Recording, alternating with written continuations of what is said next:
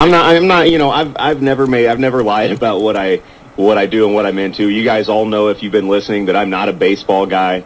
I just, it bores me to no end. I can hardly watch 2 minutes of it without falling asleep or seeing what's on the Food Network or anything else, or Oxygen even. I'll flip over to Oxygen. But if they've got questions, you've got Sam coming up, and you've got John Levin, Schweitzer. You got some guys that really know. You got guys who really have an idea.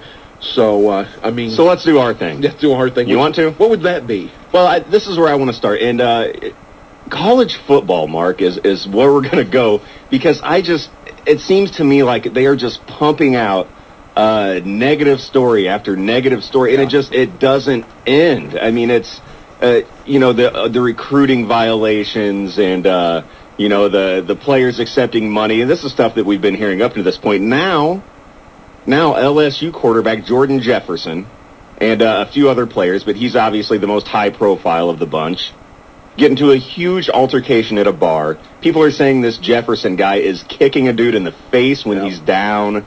Even though I did read that the victim, whoever the victim was, actually started the fight, it seems to me that the football players ended it, sufficiently. So, it's just an onslaught. I mean, not to mention, if you just go back to the bowl games, is there anything positive coming out of college football? Is there any one what's a good story we can hang our hat on coming out of college football? Because to me, it's all negative, and it goes all the way to the structure of the sport. I probably could get online and search what you were just talking about, good stories, and I don't know if I could find one. And you're talking about that fight. Yeah, the guy that allegedly was beat up, yeah, he may have started it. But, if you're the quarterback of the team that's ranked preseason number 4, and not long ago he had the team over, and they had a dinner, and he talked about how he was going to have his best season. He was going to lead this team, and he's going to take them to the national championship. Well, you know what? If you're going to do that, you should have more smarts than to be in a bar and if this is true, kick a guy in the face. You should be able to walk away. I don't care what was been said or what was done. Walk away. Your responsibility is for your team. You're supposed to be a leader, and you're supposed to be smarter than that. And you need to walk away, and you need to get your teammates out of there. And you hear a lot of people say, and this is, honestly, it makes sense. It's a valid argument, a good point that, hey, listen, college fights on college campuses break out on almost a nightly basis. This sort of altercation is a regularity on college campuses all across the country. But, so it's kind of like, well, just kids are going to be kids is what people are kind of saying. And yes, that's true. But when you are in a position such as the starting quarterback of a major Division I program, I don't care if you're just a kid. It doesn't matter if you're 20 years old and your frontal lobe hasn't developed yet. That doesn't matter to me. You have to know better. I was 20. I was around. I was there for quite a few fights. I never partook.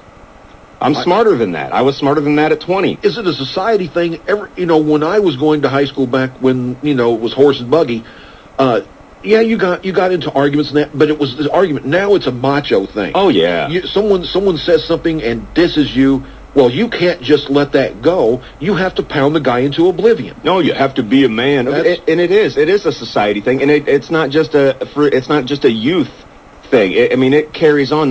It's like in baseball. You got to be a man. If somebody throws at you, you have to be a man about it. You got to do. You got to take care of your teammates, and I've never bought into that. Well, I'm not a man because I don't engage in fist fights. If somebody says something to disrespect me, I'm not ready to knock them out.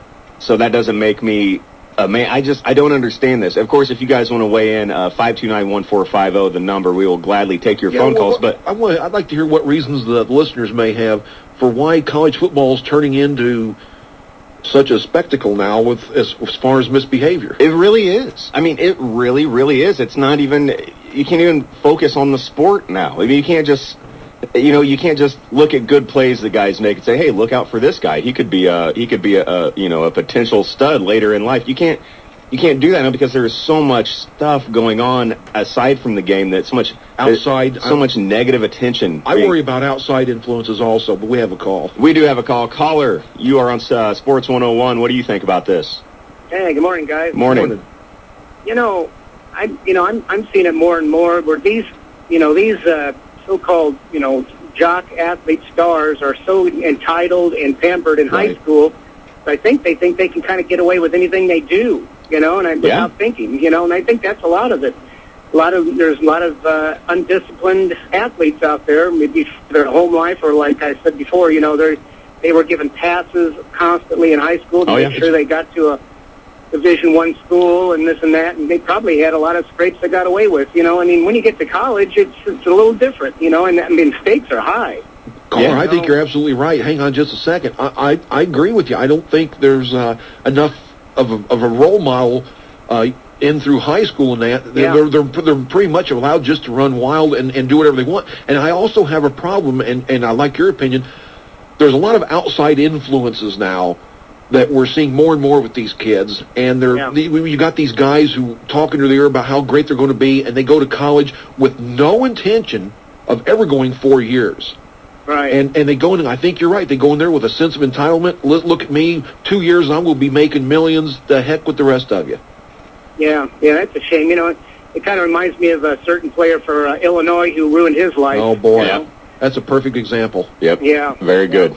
Hey, thanks a lot, man. Caller, thank you. Good call. And, the caller was absolutely right. A few years ago, I wrote something on my website called Arrested Athletes, because I used to do an online show, and every week I had a segment called Arrested Athletes where I would just go through, because it blew my mind that there were always at least 4 or 5 different cases every week, either in college or professional sports, where some athlete was in trouble with the law for one reason or another. And I talked a lot about what that caller just said.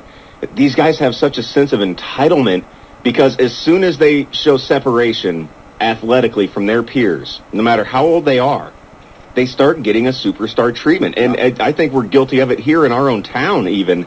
If there's a standout high school athlete, a standout football athlete, we kind of elevate them and put them up on a pedestal.